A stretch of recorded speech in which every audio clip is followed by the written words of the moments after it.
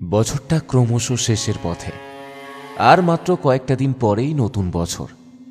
বছরের শেষ কাজটা একটু অন্যরকম করতে চেয়ে আমরা লেখক শ্রী আকাশ গুহের উচ্চাটন গল্প দিয়ে শুরু হওয়া দশরূপা সিরিজের দ্বিতীয় গল্পটি এই বিশেষ দিনটিতেই নিয়ে এলাম।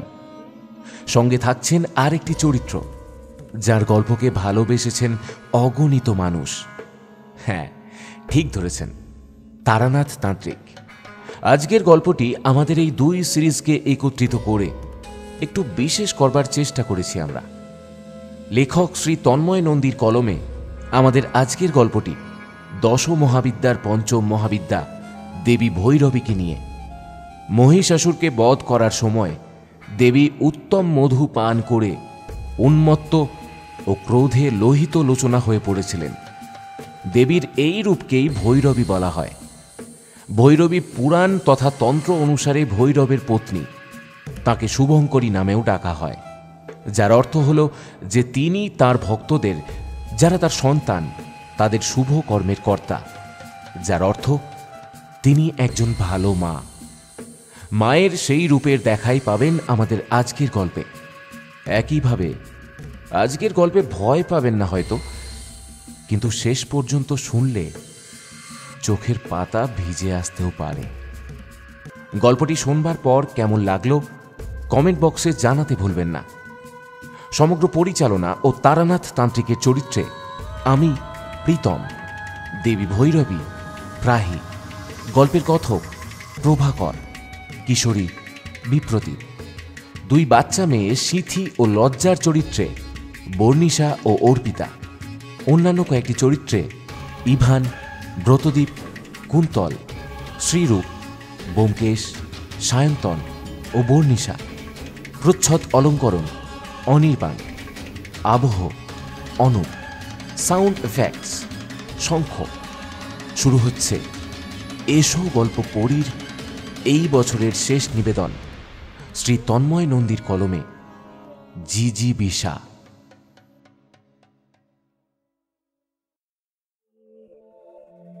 তারানাথের মটলেনের বাড়িতে এসে যখন পৌঁছালাম, তখন পশ্চিম আকাশে কে যেন আগুন ধরিয়েছে। দিগন্ত বিস্তৃত আকাশের শেষ নীলিমাটুকু মুছে কোনো এক অদক্ষ চিত্রশিল্পী তার এলোমেলো হাতের আলগা তুলির স্পর্শে কমলা রং অযত্নে ছড়িয়ে দিয়েছে। আর তাতেই যে অভাবনীয় অনির্বচনীয় রং ফুটে উঠে মটলেনের তারানাথের ছোট্ট বাড়িটাকে সেই রঙে ডুবিয়ে দিয়েছে, তা দেখে দু চোখে আশ্চর্য আবেশ জাগে। বেশ কয়েকদিন ধরে অফিসের টানা কাজ পড়ে যাওয়ায় তারানাথের কাছে গল্প শোনা তো দূর, সেভাবে আশাই হয়নি। দল ছাড়া পাখির মতো মনটা কুঁই কুঁই কেঁদে ওঠে। এমন একটা দীর্ঘ বিরতি পড়লে নিজের বুকের ভেতর থেকে ক্লান্তির নিঃশ্বাস একরাশ বিষাদকে সঙ্গে নিয়ে বেরিয়ে আসে অজান্তেই।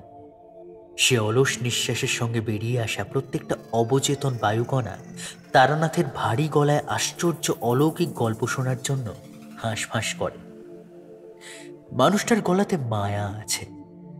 আবার আর কিশোরী তারানাথের কাছে গল্প শোনা প্রায় এক অভ্যাসে পরিণত হয়েছে।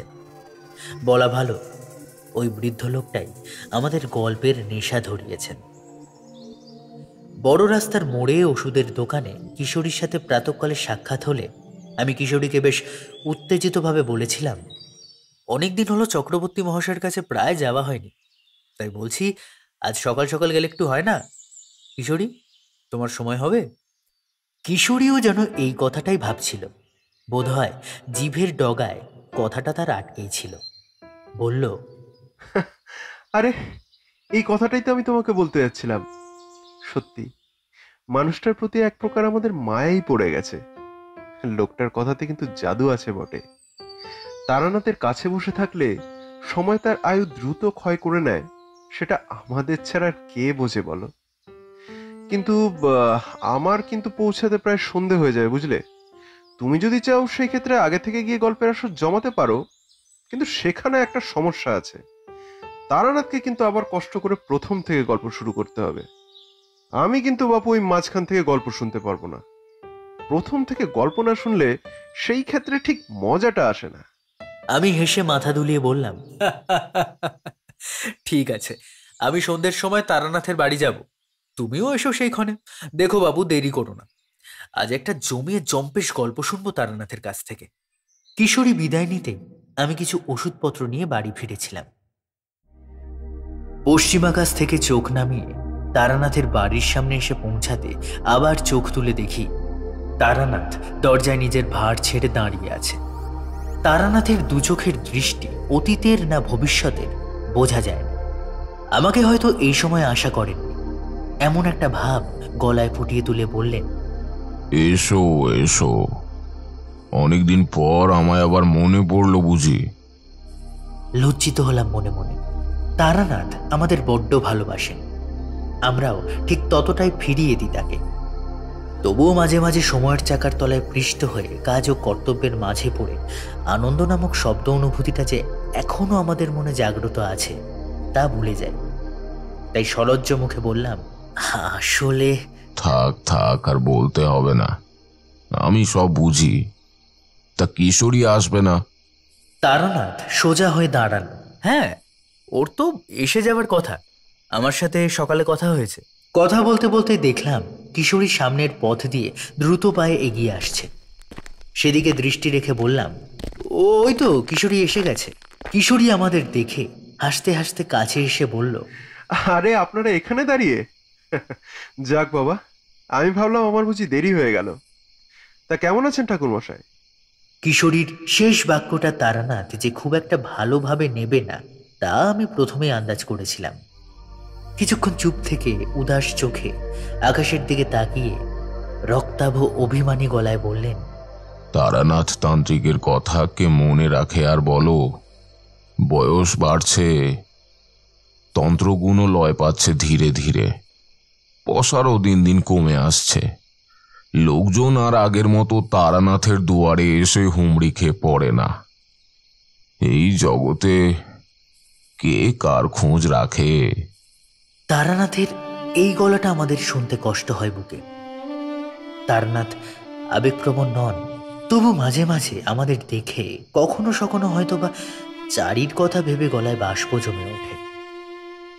কথার মোড় অন্যদিকে ঘোরাবার জন্য বললাম, চলুন চক্রবর্তী মশাই, আপনার জন্য স্পেশাল পাসিং সিগারেট নিয়ে এসেছি, ভেতরে যাবার অনুমতি দেওয়া হোক।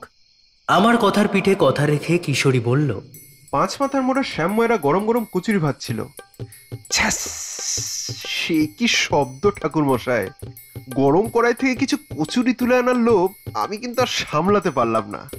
এই নিন। কিশোরী কথা বলতে বলতে পকেট থেকে কচুরির ঠোঙা বের করে তারানাথের হাতে ধরিয়ে দিল। তারানাথ ইস্পাতের মতো শক্ত, আবার ফুলের মতো পবিত্র, আবার শিশুর মতো নিষ্পাপ। আমাদের দুটো কথাতেই অভিমান গলে জল। হেসে বলল, চলো চলো, সব কথা এখানে দাঁড়িয়ে বলবে নাকি? তোমরা তক্ত বসে গিয়ে বসো, আমি ততক্ষণে কচুরিগুলো প্লেটে সাজিয়ে আনি। তারানাথ ভেতরে ঢুকতে তক্তপোষের নিচে পড়ে থাকা চটের বস্তায় পা মুছে তক্তপোষে ভালোভাবে বসলাম ঠিকই, কিন্তু কিশোরীর কথায় আবার নামতে হলো। পকেট থেকে কাঁচি সিগারেট বের করে আমার সামনে ধরে বলল, এই নাও, তারানাথ আসার আগে আগে শেষ করে ফেলি। ওফ, মাথাটা কখন থেকে যে ধরে আছে। তক্তপোষ থেকে নেমে দুজনের দুটি সিগারেট ধরিয়ে জানলার নিকটে দাঁড়ালাম। জানালার বাইরে সন্ধ্যা নাম্ব করছে। মন ভাঙার যেমন শব্দ হয় না, তেমনি পৃথিবীর বুকে সন্ধ্যা নিঃশব্দে নেমে আসে। কি যেন আস্তে আস্তে দিনের সব আলোটুকু শুষে নিয়ে অন্ধকার ছড়াতে শুরু করে। কে? মহাকাল না প্রকৃতি? মনের মধ্যে ভাবনা তার সূক্ষ্মভাবে জাল এভাবে বসাতে শুরু করেছে। তখনই ভাবনার সুতোটা ছিঁড়ে গেল কিশোরীর কথায়। বুঝলে, ভেবেছিলাম উনি হয়তো আমাদের প্রতি কিছুক্ষণ কপট রাগ দেখাবেন, রেগে হয়তো কথাই বলবেন না। মুখ দিয়ে ধোঁয়া ছাড়তে ছাড়তে কিশোরী কথাগুলো বলল, উনি আমাদের প্রতি রেগে থাকতেই পারবেন না। চারির পর যদি উনি কাউকে ভালোবাসেন তা হলো আমাদের। দেখলে না তারানাথের মনটা কেমন উজ্জ্বল হয়ে গেল আমাদের দেখে। কথার পিঠে কথা বসাতেই আমাদের সিগারেট পর্ব শেষ হলো। সিগারেটের শেষাংশটুকু জানলার বাইরে ফেলে তক্তাপোষে গিয়ে বসা মাত্রই তারানাথ ঘরের ভেতরে ঢুকল। 3টি প্লেটে কচুরি সাজানো।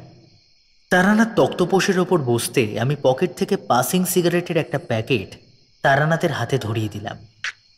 একটা সিগারেট বের করে খস শব্দে দেশলাই জ্বালিয়ে তাতে আগুন ধরিয়ে একটান মেরে বললেন, আমার প্রতি তোমাদের ভালোবাসা কমেনি দেখছি। তা তোমাদের শরীর ভালো আছে তো? শরীর আমার খুব একটা ভালো নেই, গলা খুসখুস করছে কদিন ধরে, বুকে ঠান্ডা জমে আছে, সকালে সেজন্য ওষুধ কিনতে গেছিলাম। তারানাথকে সে কথা বলতেই বলল, দেখো বাপু, সময়টা খুব ভালো নয় এখন। কখনো রোদ, কখনো বৃষ্টি। এ যেন দুরন্ত বালকের মতো চঞ্চল, আনমনা। খেলতে খেলতে পড়ে গিয়ে নিজেই কাঁদে, আবার নিজেই হেসে ওঠে।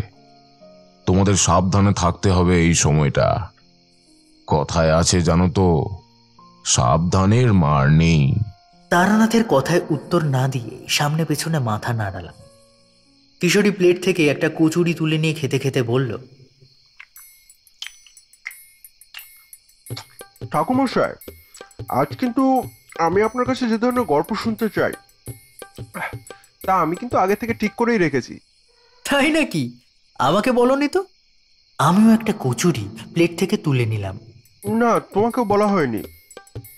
আসলে অফিসে কাজ করতে করতে ভাবলাম, আশা করি তুমিও এমন কিছু শুনতে চাইবে। তারানাথ নির্বিকার, নিশ্চুপ, নেত্র বন্ধ করে নিঃশব্দে সিগারেটে ফুঁ দিয়ে চলেছে। মাঝে মাঝে গল গল করে ধোঁয়া ছাড়ছে। দেখতে দেখতে এক রাশ ধোঁয়া মেঘপুঞ্জের মতো ঘিরে ধরল তাকে।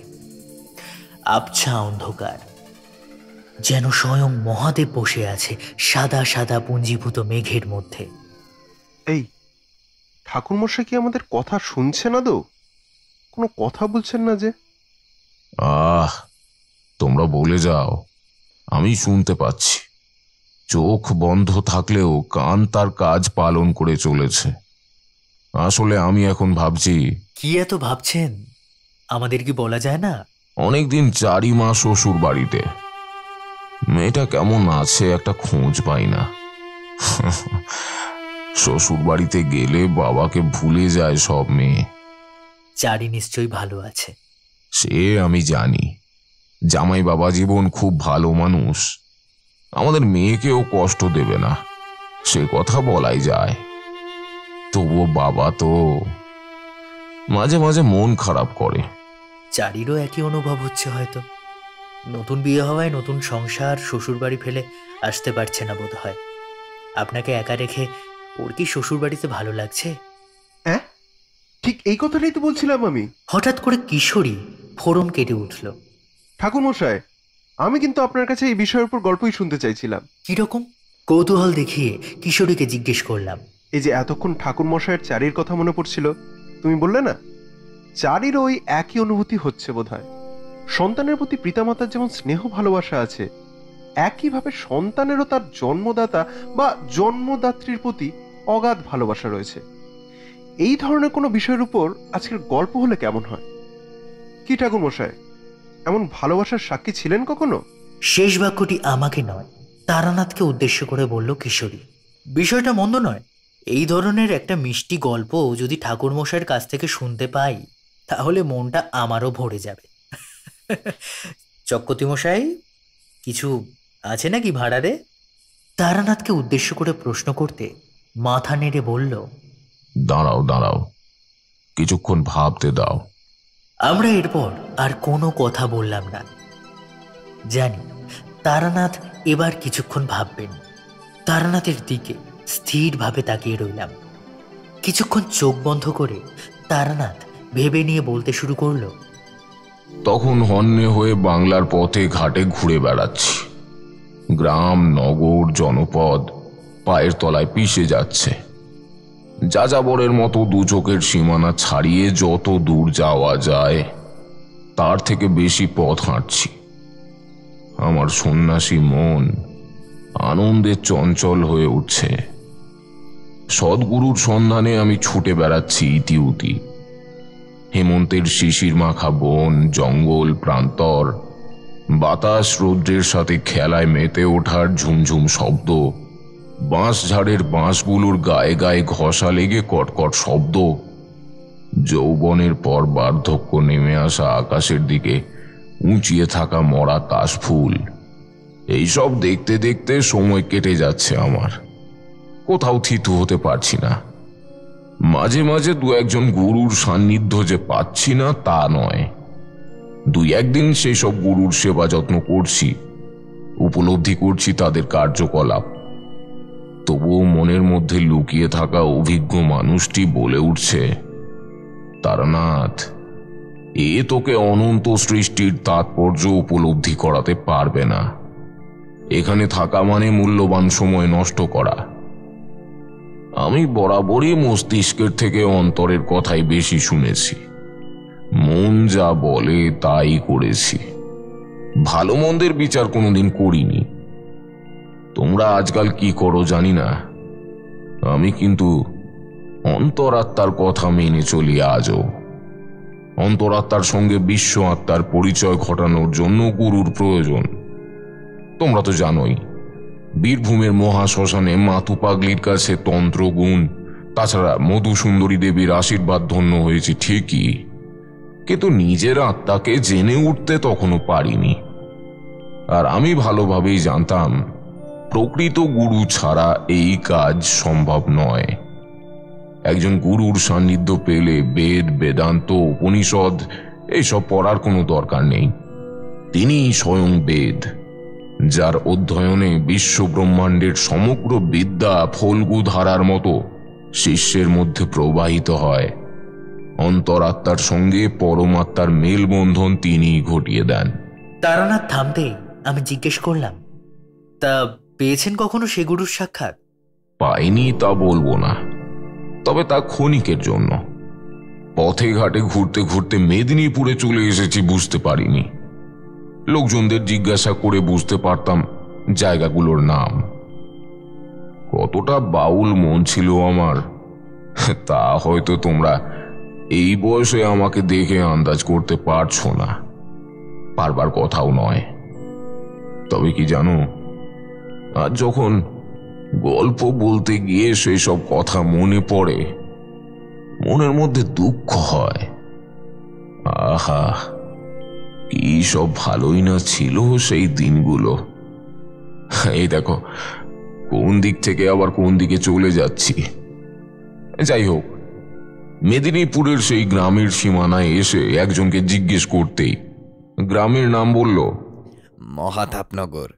আগে আপনি আমাদের গ্রাম মহাতাপনগরে এসে উঠেছেন। লোকটার কালো কুলো দোহারা চেহারা, সারল্য মাখা মুখের দিকে তাকিয়ে জিজ্ঞাসা করলাম, বাহ, খাসা নাম তো, মহাতাপনগর। তা কোনো কালে কোনো মহাবিক্রমশীল মহাপুরুষ ছিল নাকি এই গ্রামে? এ আপনি ধরতে পারলেন কেমনে? আপনি সাধু পুরুষ নাকি? লোকটার সরল চোখে বিস্ময় ফুটে উঠল।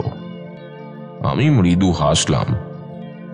মহাতাপনগর নাম শুনে আমি আমার জিজ্ঞাস্য প্রশ্নটি করেছিলাম। এর জন্য সাধু পুরুষ হওয়ার প্রয়োজন নেই। হাসতে হাসতে বললাম, তুমি ঠিক ধরেছ, সাধু বলতে পারো, তবে আমি তান্ত্রিক। তা তুমি বুঝলে কেমন করে আমি তান্ত্রিক? আমার বেশভূষা দেখে তো বোঝার উপায় নেই। হ্যাঁ, কি করে বুঝলে? প্রশংসা শুনলে সবারই মুখখানা চিকচিক করে ওঠে, আনন্দের একটা প্রলেপ পড়ে মুখে। লোকটার বুদ্ধির প্রশংসা করায় গদগদ ভাব নিয়ে বলল, সে আমি মানুষ চিনতে পারি কর্তা। একটা কথা বলবো, কিছু মনে করবেন নি তো? যদি অভয় দেন তো বলতে পারি। আচ্ছা বলো। আমার বাড়িতে যদি একবার পায়ের ধুলো দেন তাইলে খুব ভালো হয় কর্তা। বউ তাহলে খুব খুশি হবে। গরিব লোক বলে আমাদের বাড়িতে কেউ পা দেয় না। আপনি যদি দয়া কইরা। হেমন্তের ম্রিয়মান আলোয় লোকটার সরল দুই চোখে আতিথেয়তার পরশ দেখে মুগ্ধ হলাম। নিরাশ করলাম না লোকটাকে। লোকটার নাম পরেশ ডোম, বড্ড ভালো লোক। তার থেকেও ভালো ওর বউ নীলিমা। দুটি শাকান্ন রেঁধে দুপুরে এমন ভাবে খাওয়ালে যেন অমৃত সেবন করলাম। বড় মায়া জড়ানো ওদের ব্যবহারে।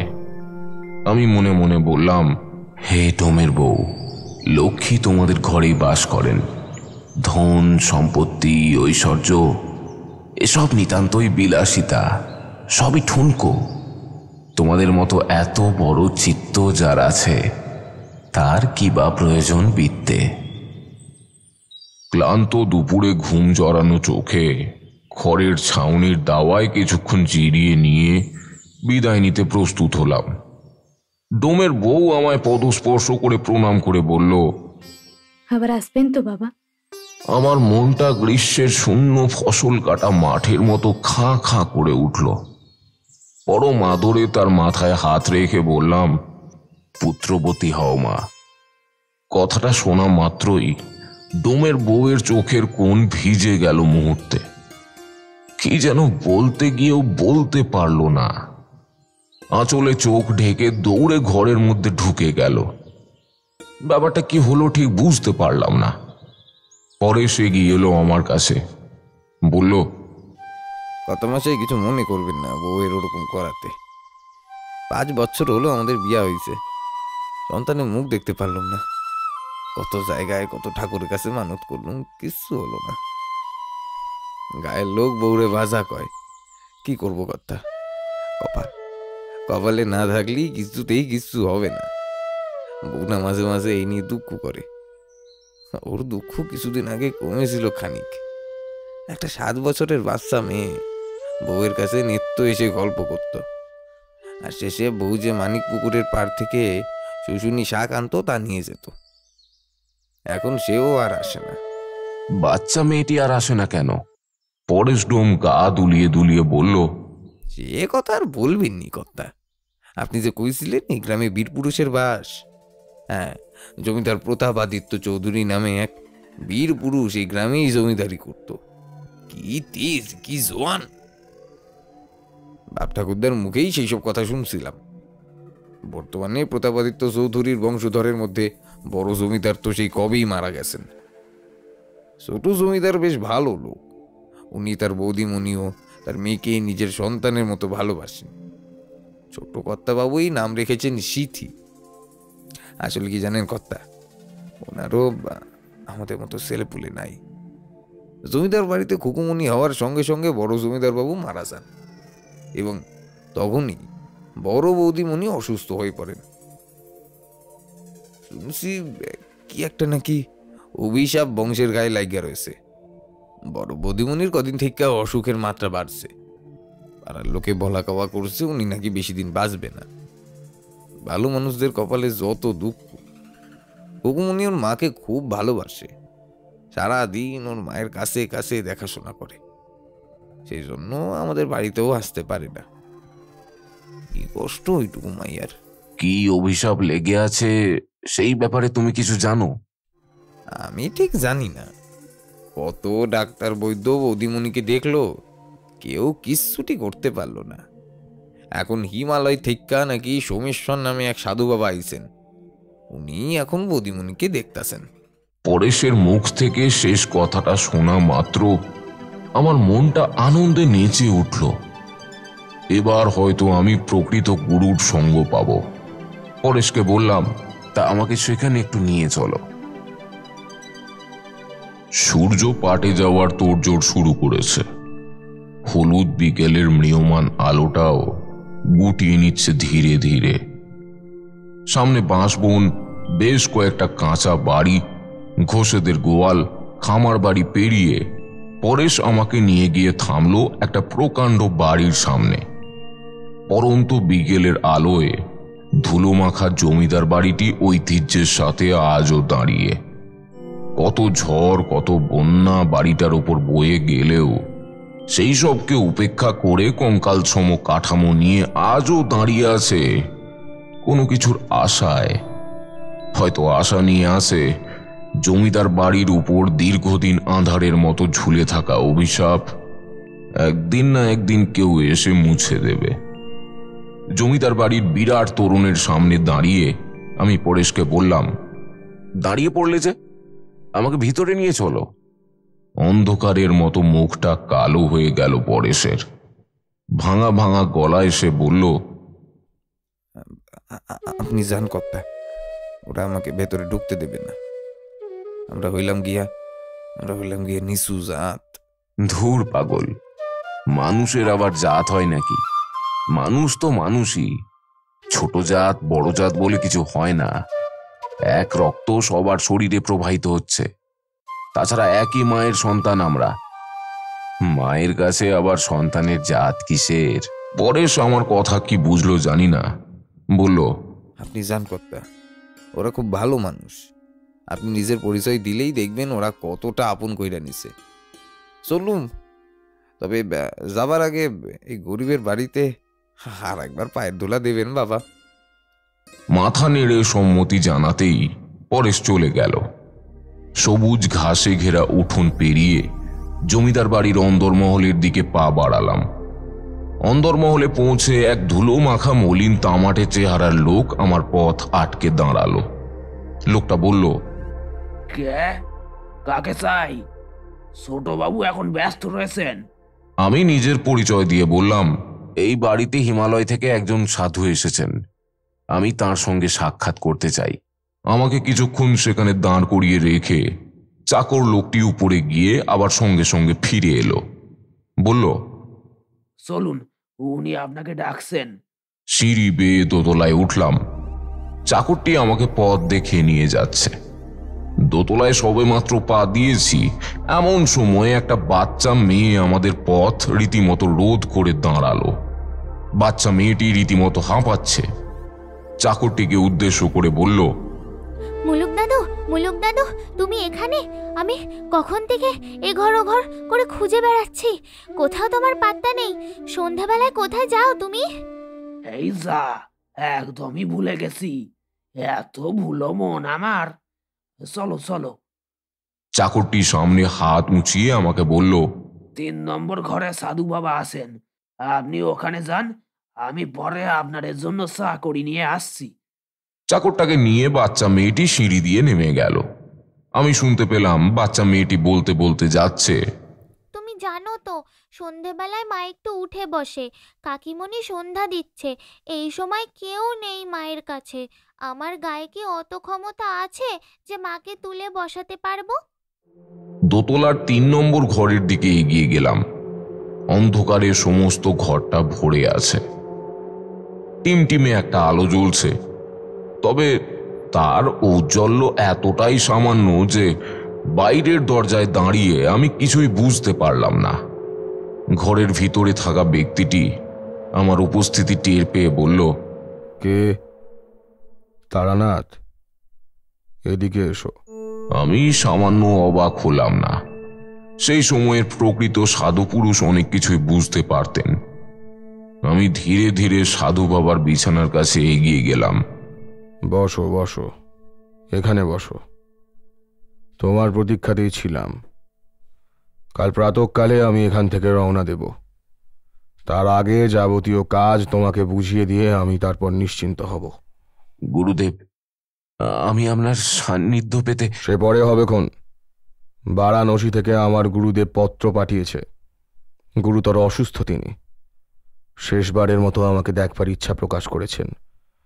আমি জানি এই দিকটা তুমি সব কিছু ঠিকভাবে সামলে নেবে। চলো চলো, তোমাকে সমস্তটা বুঝিয়ে দিয়ে আসি। সোমেশ্বর সাধু আমাকে একতলার একটি ঘরে নিয়ে গেলেন। ঘরটি লম্বা চওড়ায় বেশ বড়। সামান্য ভিড় আছে ঘরটিতে। কয়েকজন মানুষ একটি বিছানাকে ঘিরে দাঁড়িয়ে আছেন। সেখানে শুয়ে আছেন একজন বয়স 30-এর মহিলা। শীর্ণ দেহ, চোখ মুখ শুকনো। বুঝলাম অনেক দিন থেকে বিছানায় পড়ে আছেন। বাচ্চা মেয়েটি মানে সিথি মহিলাটির মাথায় হাত বুলিয়ে দিচ্ছে। আমি শুধু মায়া ভরা চোখে তাকিয়ে রইলাম বাচ্চা মেয়েটির মুখের দিকে। মেয়েটির তার মায়ের প্রতি যত্ন আত্মি দেখে সম্মোহিত হয়ে পড়লাম কিছুক্ষণ। যার এই বয়সে আদর পাওয়ার কথা, সে অন্যকে আদর করছে। সোমেশ্বর সাধু খাটের পাশে দাঁড়িয়ে থাকা বয়স 25-এর যুবকের উদ্দেশ্যে বললেন, অরুণাদিত্য, তোমার সাথে কথা আছে। বলুন ঠাকুরমশাই। চলো আমার ঘরে। আমাকে বিশেষ প্রয়োজনে কাল বারাণসীর উদ্দেশ্যে রওনা দিতে হবে। তবে চিন্তার কোনো কারণ নেই, তারানাথ সব ব্যবস্থা করবে, আর তা করবে আগামীকাল। তুমি ওকে যথাযথ সাহায্য করবে। এখন তুমি যাও। অরুণাদিত্য চলে যেতে আমি জিজ্ঞাসা করলাম, গুরুদেব, আমাকে কি কার্য সম্পাদনা করতে হবে বললেন না এখনো? বলুন, আমি আমার সাধ্যমতো চেষ্টা করব। গুরুদেব গলা ছেড়ে বললেন, তার আগে তোমাকে এই বাড়ির ইতিহাস জানতে হবে। জমিদার বাড়ির বর্তমান প্রজন্মে 2 সন্তান, উদয়াদিত্য ও অরুণাদিত্য। সিঁথি অর্থাৎ খুকুমণি জন্মানোর সাথে সাথে উদয়াদিত্য মারা যান এবং বড় বৌমা অসুস্থ হয়ে পড়েন। তবে এই প্রজন্মকে নিয়ে কথা বলা নিষ্প্রয়োজন। আমার কাছে এগিয়ে এসো, আমি তোমাকে সবটা দেখিয়ে দিচ্ছি। আমি তার কাছে এগিয়ে যেতেই উনি আমার কপালে হাত দিয়ে বিড়বিড় করে মন্ত্র আওড়ালেন। আমি চোখ বন্ধ করলাম। তারপর ধীরে ধীরে চোখের সামনে ধূসরতা কেটে গিয়ে এক এক করে দৃশ্যপটে ঘটনা ঘটতে লাগলো। আমি দেখলাম এক ধূসর নদীর পাশে আমি দাঁড়িয়ে আছি। কুলুকুলু শব্দে বয়ে চলেছে বাড়িধারা। দুপাশের খয়ের জাম আম গাছের সারি বেয়ে রোদ উঠে গেছে আকাশে। আকাশের সীমানায় কয়েকটা নাম না জানা পাখি দিব্যি ডানা মেলে চক্কর কাটছে। সিপাহী বিদ্রোহ সবেমাত্র শেষ হয়েছে।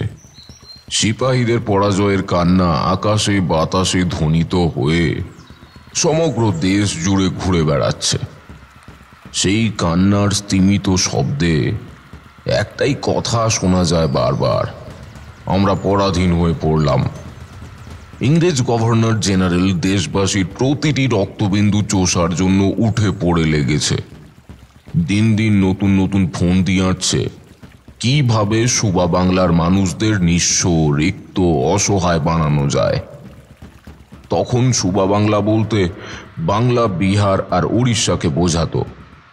গভর্নর ওয়ারেন হেস্টিংস রাজস্ব আদায়ের নামে জমিদারি ব্যবস্থাগুলিকে তিলে তিলে ধ্বংস করছে। নতুন নতুন কমিটি গঠন করে নতুন নতুন রাজস্বের পরিমাণ দিন দিন বৃদ্ধি করছে।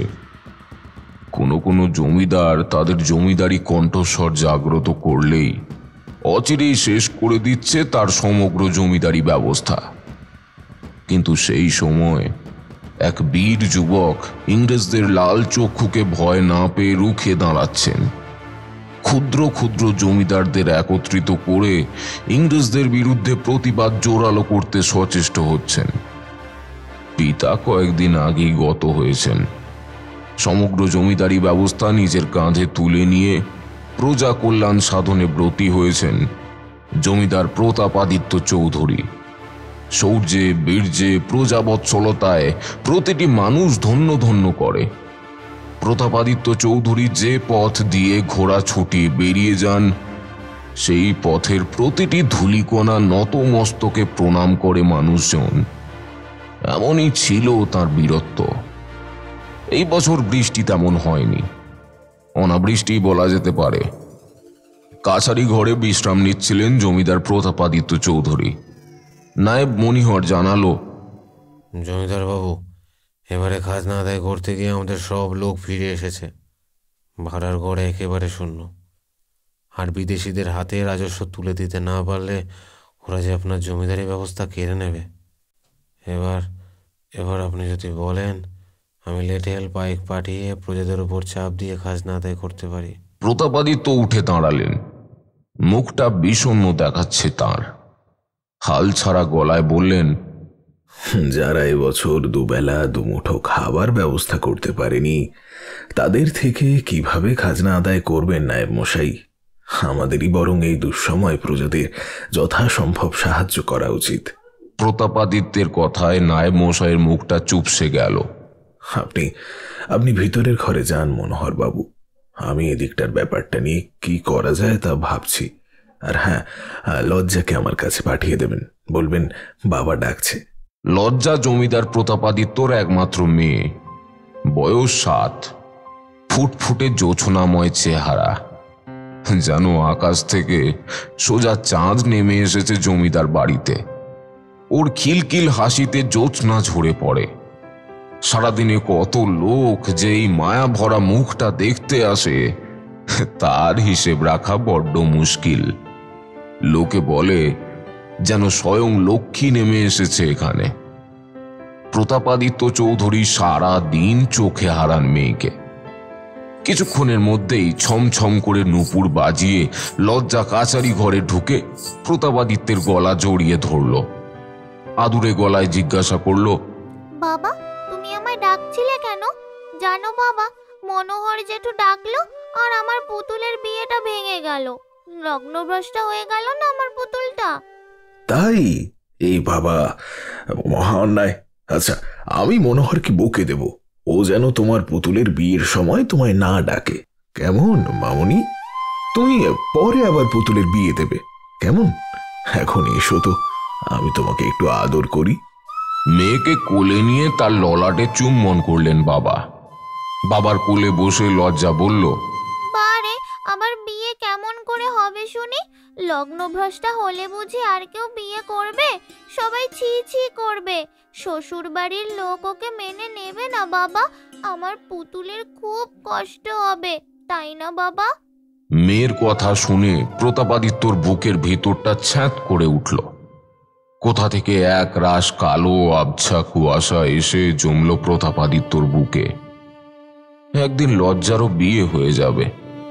ইস্ট ইন্ডিয়া কোম্পানি নিয়ম করেছে, কোনো পুত্র সন্তান না হলে এই প্রজন্মের পরেই সমস্ত জমিদারি কোম্পানির হাতে চলে যাবে। এই নিয়ে দুঃখ নেই প্রতাপাদিত্যর। দুঃখ শুধু একটাই, মেয়ে বড় হলে তাকে বিয়ে দিতে হবে। মেয়েকে ছাড়া থাকবেন কিভাবে? একটা দীর্ঘ নিঃশ্বাস বেরিয়ে এলো প্রতাপাদিত্যর নাক দিয়ে। আবার পরক্ষণেই নিজেকে সামলে নেন এই ভেবে যে সবেমাত্র 7, সেই সময় আসতে অনেক বাকি। কত পট পরিবর্তন ঘটবে এই সময়ের মাঝে তার ইয়ত্তা নেই। পট পরিবর্তন ঘটেছিল। সময়ের চাকা কখন কিভাবে ঘূর্ণায়মান হয় তা স্বয়ং বিধাতা ছাড়া আর কেউ বলতে পারে না। রঙিন জীবন এক লহমায় পরিবর্তিত হয়ে যায় ধূসর জীবনে। খুশির আলো নিভে গিয়ে নেমে আসে নিকষ অন্ধকার। মহাতাপনগরের সময়ের পালকি দ্রুত বয়ে চলল। রৌদ্রোজ্জ্বল আকাশের শেষ নীলিমাটুকু মুছে গিয়ে কারোর যেন অভিশাপের এক রাশ কালো মেঘ পুরো মহাতাপনগরের আকাশটাকে আচ্ছাদন করতে লাগলো। এই বছর আবার অনাবৃষ্টি। গত বছর সামান্য বৃষ্টি হলেও এবার বরুণদেবের দেখা নেই। যে জমিতে চাষিরা 2 হাত ভরে লক্ষ্মী ঘরে তুলত, আজ সেই সব জায়গায় রাক্ষসের মুখের মতো হাঁ করে গরম বাষ্প নির্গত হচ্ছে। পথে ঘাটে ভিক্ষুকের পরিমাণ অনেক বেড়ে গেছে। খিদের তাড়নায় মানুষজন হাহাকার করছে। চারিদিকে কান্না আর কান্না। জমিদার প্রতাপাদিত্য চৌধুরী নিজের ভাঁড়ার শূন্য করে প্রজাদের মধ্যে খাদ্য বিতরণ করছেন। এত খারাপের মাঝেই ভালো খবর হলো, ইংরেজরা এই দুর্দিনে রাজস্ব আদায় করতে আসেনি। প্রজাদের চিন্তায় সারা দিন প্রতাপাদিত্য বিষণ্ণ থাকেন। কেবল একমাত্র মেয়ে কাছে থাকলে ঠোঁটের কোনায় এক চিলতে হাসি ফুটে ওঠে। মনে বল পান। লজ্জা বাবার গলা জড়িয়ে বলে, বাবা, ও বাবা, তুমি মুখটা এমন শুকনো করে রেখেছো কেন? তোমার অমন মুখ দেখতে একদম ভালো লাগে না আমার। দেখবে সব ঠিক হয়ে যাবে, একটু হাসো। প্রতাপাদিত্যর বুকের ভিতরটা হু হু করে কেঁদে ওঠে। ধরা গলায় বলেন, মারে, আমার জন্মদাত্রী মা বেঁচে থাকলে এইভাবেই আমাকে সান্ত্বনা দিত। তুই আমার মা। আমাকে কোনোদিন ছেড়ে যাবি না বল? কোথাও যাব না, আমি তোমার কাছেই থাকবো। এই কথা দিলুম। লজ্জা তার ছোট্ট কচি দুই হাতে বাবার মুঠো ধরবার চেষ্টা করে। মেয়ের মুখের দিকে তাকিয়ে আবেগে গলা বুজে আসে জমিদার চৌধুরীর। তারপর সেই সব কাটিয়ে বাবা মেয়ে খুনসুটিতে মেতে ওঠে।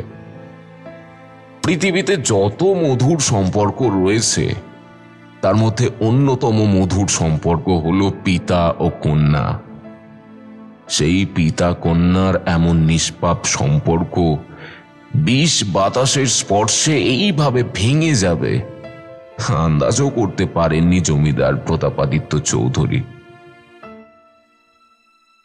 সেদিন কাচারি ঘরে প্রতাপাদিত্য আশেপাশের জমিদারদের থেকে খাদ্য সাহায্য প্রার্থনা করে পত্র লিখছিলেন। দু একজন বসেছিল জমিদারকে ঘিরে। লজ্জা বাইরের উঠোনে খেলা করছে। কাছারি ঘরের খোলা দরজা দিয়ে দেখা যাচ্ছে সেই দৃশ্য। নায়েব মনোহর একজন সাধুকে নিয়ে কাছারি ঘরে ঢুকল। প্রতাপাদিত্য নিজের আসন ছেড়ে উঠে গিয়ে সাধুকে প্রণাম করল। নায়েব একটা আসন এগিয়ে দিলেন সাধু বাবার বসবার জন্য। সাধু বাবা আসন গ্রহণ করলেন। প্রতাপাদিত্য হাত জোর করে বলল, বাবা, পর পর 2 বছর এখানে অনাবৃষ্টি, প্রজাগণ অনাহারে ধুকছে। প্রতিকারের উপায় যদি কিছু থাকে দয়া করে বলুন বাবা। সাধু বাবা নাক উঁচু করে বাতাসে কি যেন শুঁকলেন। তারপর সবাইকে অবাক করে দিয়ে বললেন, রাক্ষস, রাক্ষস, এই বাড়িতে রাক্ষস ঘুরে বেড়াচ্ছে। আর তার প্রভাবেই এমন হচ্ছে জমিদার, তার প্রভাবেই হচ্ছে। রাক্ষস? কি বলছেন সাধু বাবা? এখানে রাক্ষস আসবে কোথা থেকে? উপস্থিত কেউ কিছুই বুঝতে পারছে না। সবাই আলু থালু চোখে নিজেদের মধ্যে দৃষ্টি বিনিময় করছে। এমন সময়ে সাধু বাবা লজ্জাকে দেখে লাফিয়ে উঠে বললেন, রাক্ষসটা এদিকে আসছে, ওকে ধরো, ওকে ধরো, আটকাও, আটকাও। ও সবাইকে মেরে ফেলবে, ও সবাইকে মেরে ফেলবে। প্রকৃতির সব তরল শুষে নিয়েছে, এবার মানুষের মধ্যেকার লাল তরল শুষে নেবে। ওকে, ওকে ধরো, ধরো ওকে। সাধু বাবার কথা শুনে জমিদার নায়েবের মাথায় আকাশ ভেঙে পড়ল। নায়েব সাধু বাবাকে উদ্দেশ্য করে বলল, এ কি বলছেন, কি বলছেন কি সাধু বাবা? আপনি জানেন আপনি কার সামনে দাঁড়িয়ে কি কথা বলছেন? এ আমাদের জমিদার বাবুর একমাত্র কন্যা। জানেন এর জন্য আপনার কি ফল হতে পারে? প্রতাপাদিত্যর চক্ষু রক্তবর্ণ হয়ে উঠেছে। কাঁপতে কাঁপতে বললেন, নায়েব মশাই, এনাকে এক্ষুনি এখান থেকে বিদায় নিতে বলুন, নইলে নইলে শুলে চড়াতে আমার বেশি সময় লাগবে না। নেহাত সাধু বাবা বলে রেহাই দিলাম। রাগে অপমানে সাধু বাবা ঘর ছেড়ে বেরিয়ে গেলেন। শুধু যাওয়ার আগে বলে গেলেন, আমাকে শুলে চড়ালেও ভবিতব্য কখনো পরিবর্তন হবে না, পরিবর্তন হবে না। শীঘ্রই মেয়েকে ধ্বংস করে দেন, শীঘ্রই মেয়েকে ধ্বংস করে দেন, নইলে নইলে। সাধু বিদায় নিতেই জমিদার মাথায় হাত দিয়ে বসে পড়ল। বাইরে থেকে লজ্জার হাসির রোল মাঝে মাঝে ছুটে আসছে কাছারি ঘরে। কথায় বলে বাতাসেরও কান আছে। জমিদারের মেয়ে একটা সাক্ষাৎ পিশাচিনী।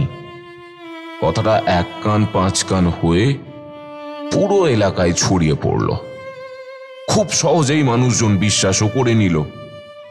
যারা এতদিন লজ্জাকে লক্ষ্মীমন্ত মেয়ে বলতো তারাই তাকে অপয়া বলতে পিছুপা হলো না। নানা দিক থেকে প্রতাপাদিত্যর উপর চাপ আসতে লাগলো। কেউ কেউ আড়ালে বলতে লাগলো এই মেয়েকে মেরে ফেলতে, নইলে তাদের অনাহারে মরতে হবে আজীবন।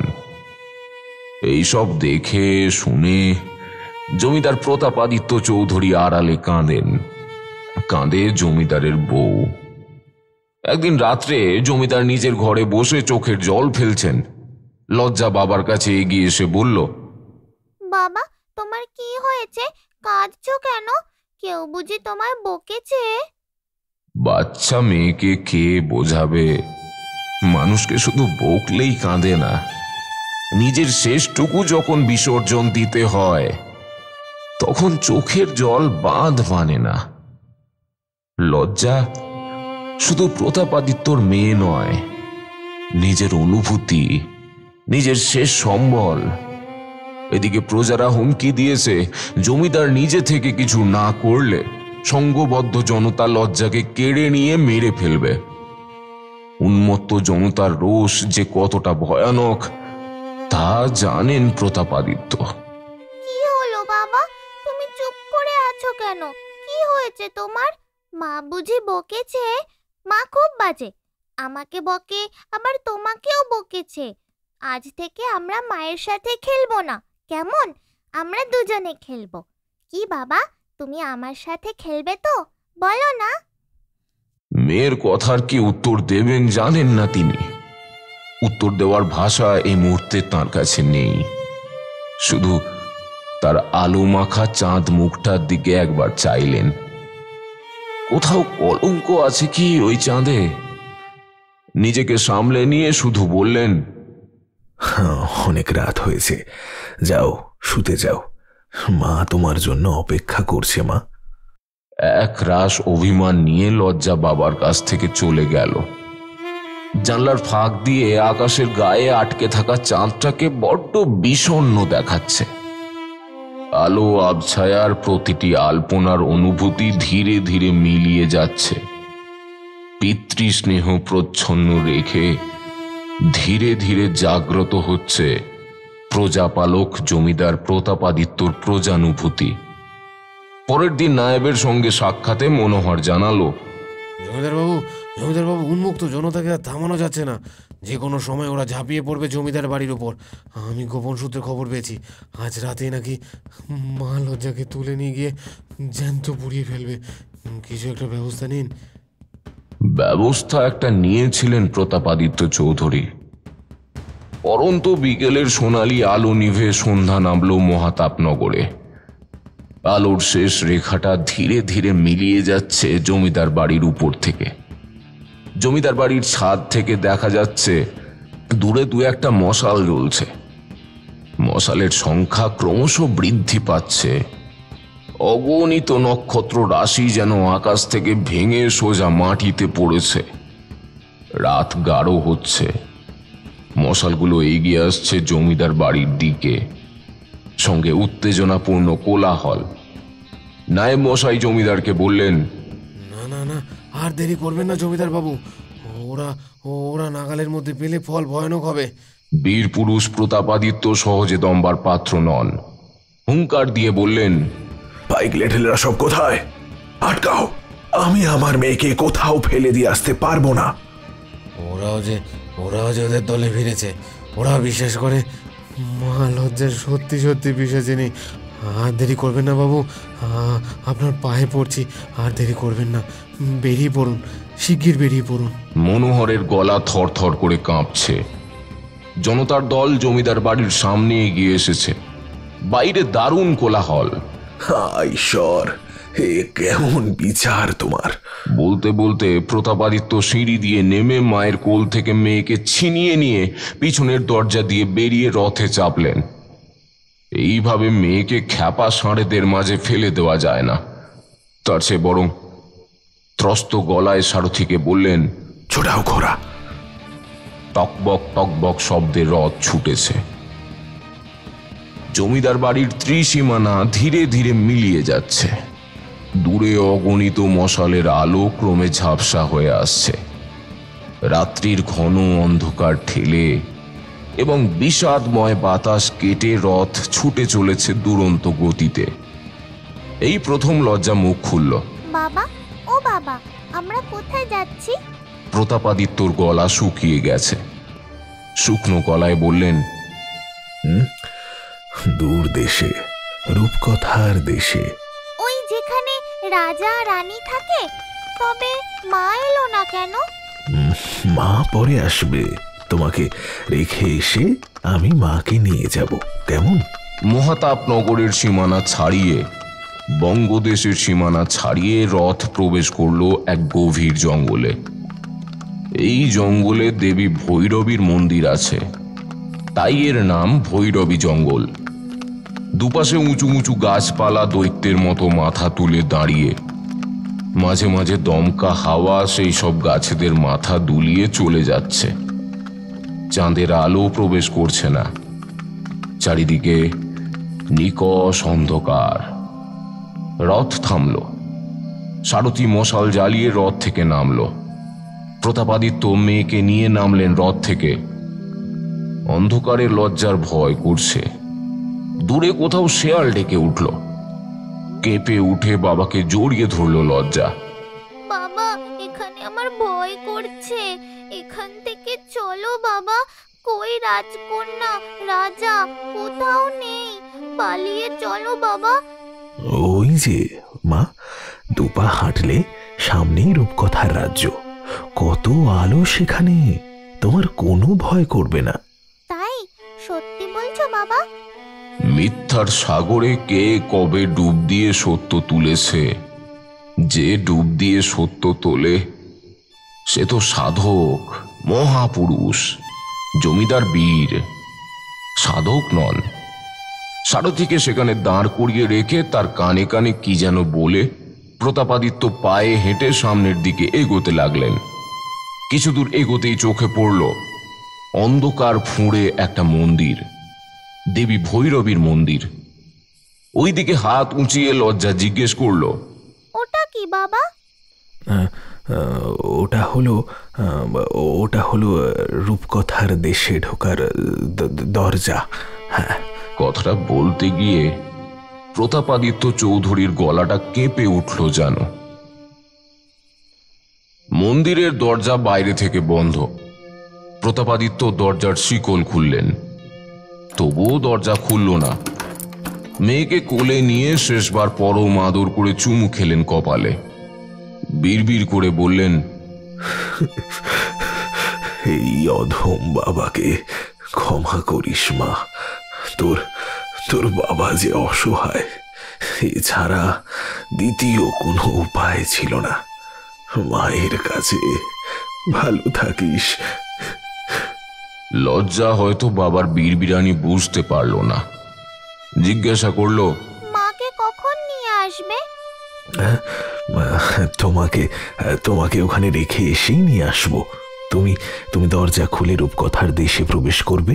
ওখানে একজন বুড়ি আছে, গাছতলায় থাকে, খুব ভালো গল্প বলে।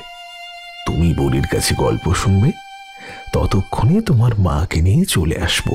কেমন? যাও এবার। লজ্জা মন্দিরের দরজার দিকে এগিয়ে গেল। যেতে যেতে দরজার কাছে পৌঁছে বাবার দিকে তাকালো। অসহায় চোখে লজ্জার দিকে তাকিয়ে শেষ দেখা দেখছেন জমিদার প্রতাপাদিত্য। বুকের ভিতর জমে থাকা কান্নায় গলা বুজে আসতে চাইছে, তবুও মাথা নেড়ে মুখে হাসি ফুটিয়ে মেয়েকে নির্দেশ দিলেন প্রতাপাদিত্য। দরজা খুলে ভিতরে প্রবেশ করল লজ্জা। সঙ্গে সঙ্গে দরাম করে দরজা বন্ধ করে দিলেন প্রতাপাদিত্য। ভিতর থেকে লজ্জার কান্না জড়ানো চিৎকার ভেসে আসছে, বাবা দরজা খোলো, এখানে খুব ভয় করছে বাবা। বাবা দরজা খোলো, এখানে এক ফোঁটা আলো নেই। রূপকথার দেশ কোথায় বাবা? আমি কিছু দেখতে পাচ্ছি না। ও বাবা দরজা খোলো। মেয়ের চিৎকার প্রতাপাদিত্যর কানে জোরে জোরে আঘাত করছে। চোখের কোণ ভিজে টপ টপ করে জল গড়িয়ে পড়ছে মাটিতে। বীর প্রতাপ জমিদার কাঁদছেন আর মা ভৈরবীর উদ্দেশ্যে বলছেন, মা ভৈরবী, তোর কাছেই রেখে গেলাম রে মা। এছাড়া আমার দ্বিতীয় কোনো উপায় ছিল না। ওকে আগলে রাখিস তুই। হ্যাঁ ঠিক আছে, ওকে আগলে রাখিস। হ্যাঁ আগলে রাখিস তুই।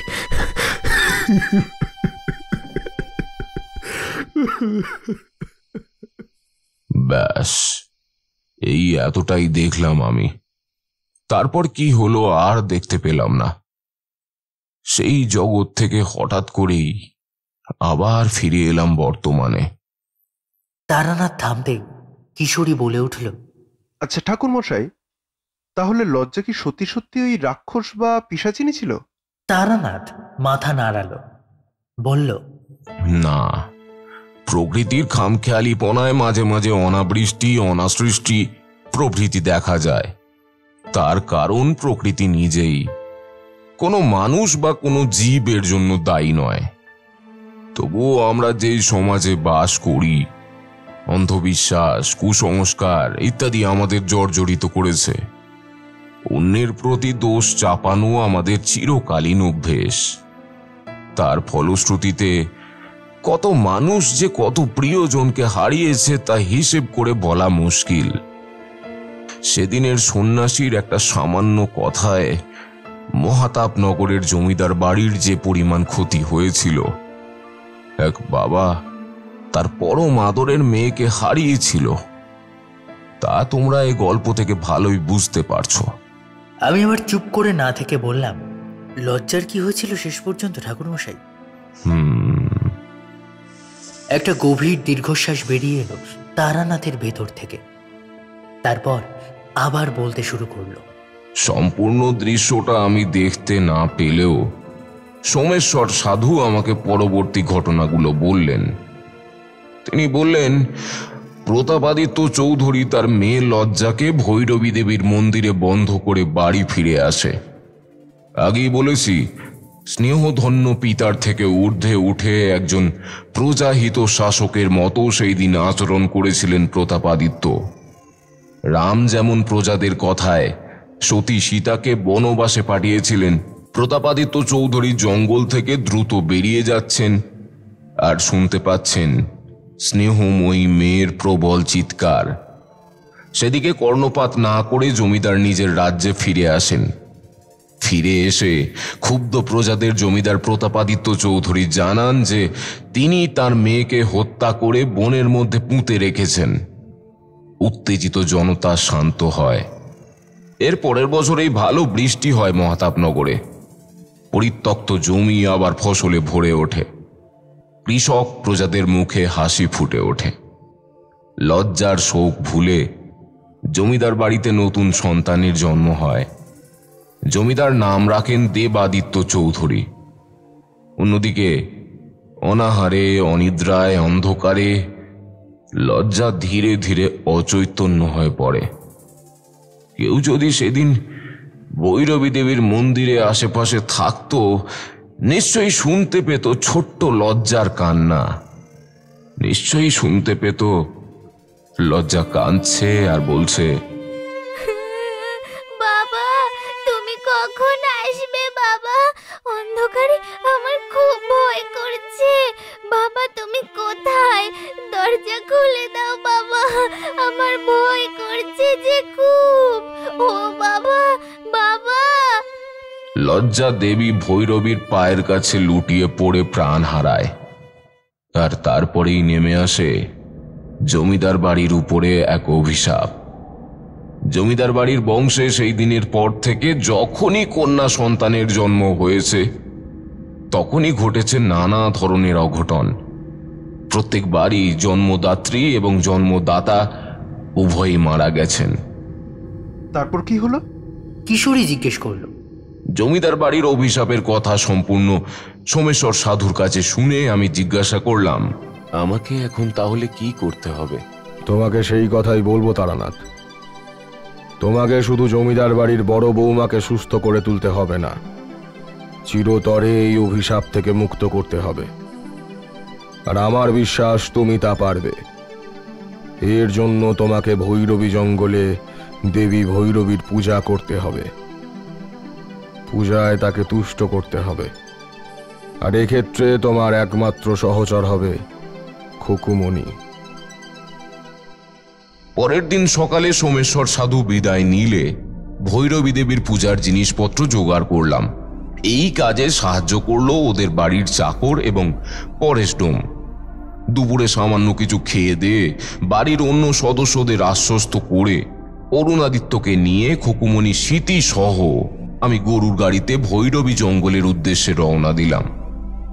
দুপুরে রওনা দিলেও ভৈরবী জঙ্গলে পৌঁছতে অন্ধকার ঘনিয়ে এলো। গভীর জঙ্গলের মধ্যে আদিম বনজ গন্ধ। গাছের কাণ্ড থেকে শুকনো পাতার খসে পড়ার খসখস শব্দ। দৈত্যের মতো দাঁড়িয়ে প্রাচীন গাছগাছালির ভয় দেখানোর তীব্র প্রচেষ্টা এসব ছাড়িয়ে আমরা এসে পৌঁছলাম এক ভগ্নপ্রায় মন্দিরের সামনে। মরা চাঁদের ক্ষয়িষ্ণু আলো অরণ্যের মাথার উপর নির্বিঘ্নে শুয়ে আছে। পাদদেশে পৌঁছানোর বিন্দুমাত্র ইচ্ছা নেই। এসবের মাঝে গহীন অরণ্যের মধ্যে গাঢ় নিস্তব্ধ অন্ধকার ফুঁড়ে ইট পাথরের কঙ্কাল বের করে ভৈরবী দেবীর মন্দির দাঁড়িয়ে। আমরা মন্দিরের সামনে এসে মন্দিরের ভিতরে প্রবেশ করবার জন্য প্রস্তুতি নিচ্ছি। হঠাৎ একটা দমকা হাওয়া প্রবল বেগে সমগ্র বনাঞ্চলকে কাঁপিয়ে চলে গেল। কেউ বুঝি আমাদের এখানে আসায় ক্ষুণ্ণ হয়েছে। বাতাসের গতিবেগ এতটাই ছিল, নিজেদের অবস্থান থেকে কিছুটা সরে গেলাম। অরুণাদিত্য নিজের টাল সামলাতে না পেরে হড়কে পড়ল নরম ঘাসে। আর তারপরেই সব চুপচাপ। কোথাও কোনো শব্দ নেই, প্রাণের কোনো সাড়া নেই। মনে হলো আমরা এমন এক জায়গায় এসে পৌঁছেছি যেখানে সবকিছু বোবা। আমি অরুণাদিত্যকে টেনে তুলে বললাম, অরুণাদিত্য, সাবধান, আমাদের আগমনে ও ক্ষুণ্ণ হয়েছে। আমি আর সিথি মন্দিরের ভিতরে যাচ্ছি, পূজা অর্চনা শুরু করব। তুমি বাইরেটা খেয়াল রাখো। অরুণাদিত্য সম্মতিসূচক মাথা নাড়ল। আমি আর সিথি ধীর পায়ে মন্দিরের মধ্যে প্রবেশ করলাম। মন্দিরের মধ্যে চাপ চাপ অন্ধকার। দুটো দীপশিখা জ্বালিয়ে দশ মহাবিদ্যার পঞ্চম মহাবিদ্যার সামনে রাখলাম। প্রদীপের হলদেটে আলো মায়ের প্রস্ফুটিত পদ্মের মতো মুখে পড়ে ভয়ানক লাগছে। দেবী শান্ত অথচ রুদ্র, কঠোরতা এবং কোমলতা পরস্পর বিরোধী সমন্বয় ঘটেছে ভৈরবী তত্ত্বে। কুব্জিকা তন্ত্রের মতে কাল ভৈরবের সহধর্মিণীকে ভৈরবী নামে আখ্যায়িত করা হয়। দেবী ত্রিনয়নী, পরিধানে রক্তবর্ণ ক্ষৌম বস্ত্র, পয়োধর রক্তলিপ্ত। তাঁর 4 হাতে জপমালা, পুস্তক, অভয় ও বর, মস্তকে রত্ন মুকুট ও চন্দ্রকলা। উদীয়মান সূর্যের মতো দেবীর কান্তির রজগুণ এবং শক্তির প্রতীক।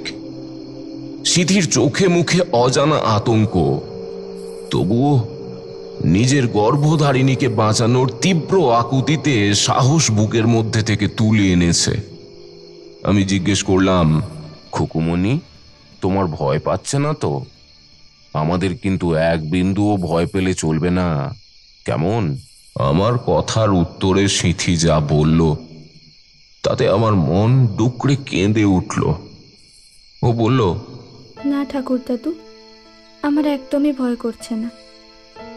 মাকে বাঁচাতে হবে, আমার ভয় করলে চলে গো। রাত বাড়ছে। থেকে থেকে অনতি দূরে শিয়াল, বন্য জন্তু ডেকে উঠছে। সিথিকে নিয়ে আমি পূজা অর্চনা শুরু করলাম। মন্ত্র আওড়াচ্ছি, তা শুনে শুনে সিথি মায়ের উদ্দেশ্যে নিবেদন করছে।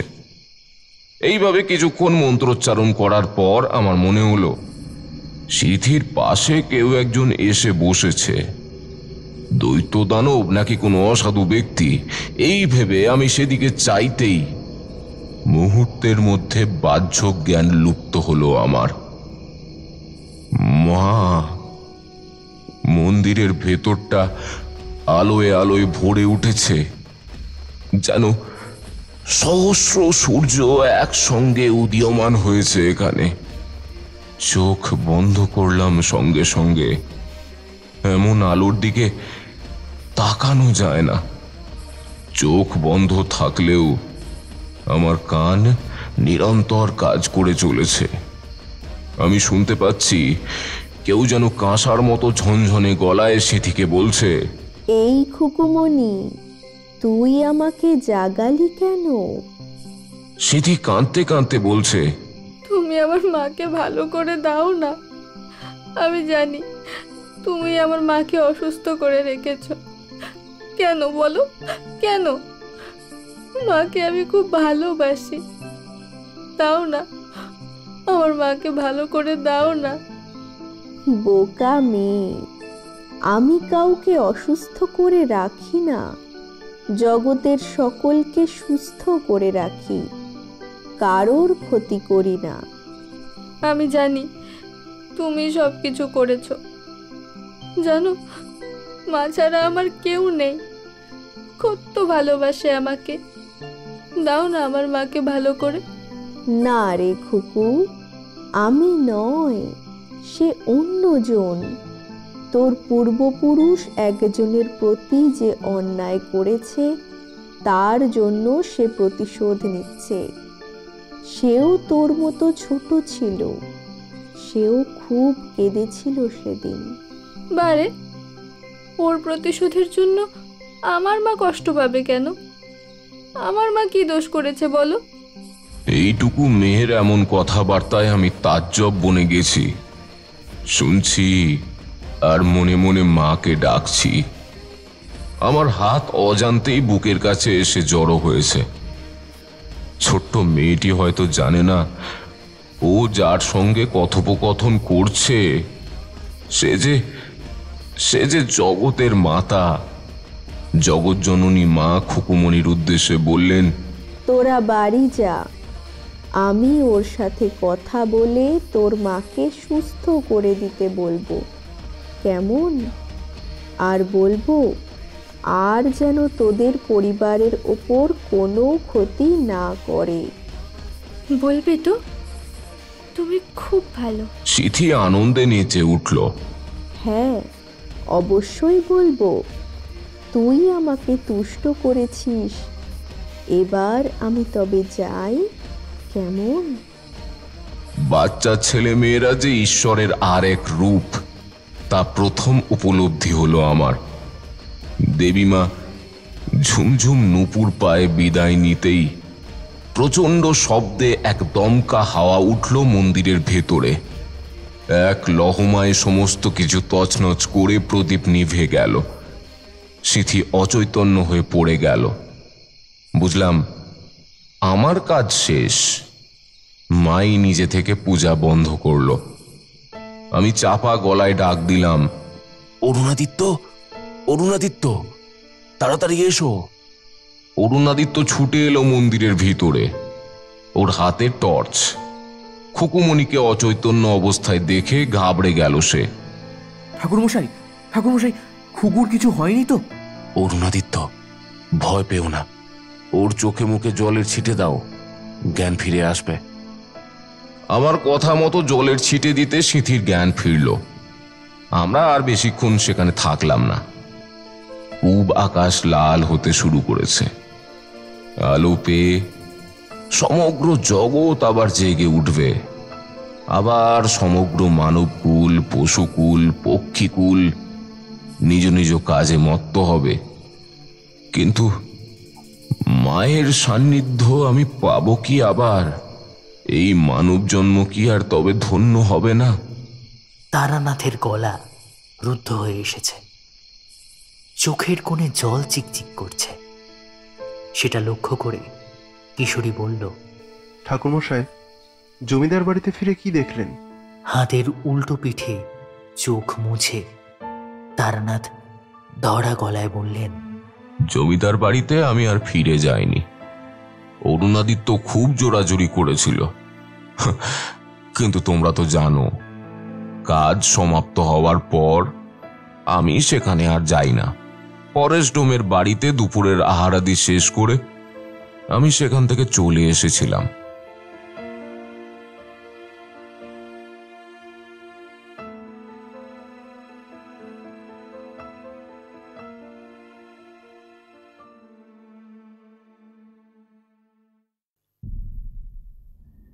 এতক্ষণ আপনারা শুনলেন লেখক শ্রী তন্ময় নন্দীর লেখা একটি গল্প, জিজি বিশা।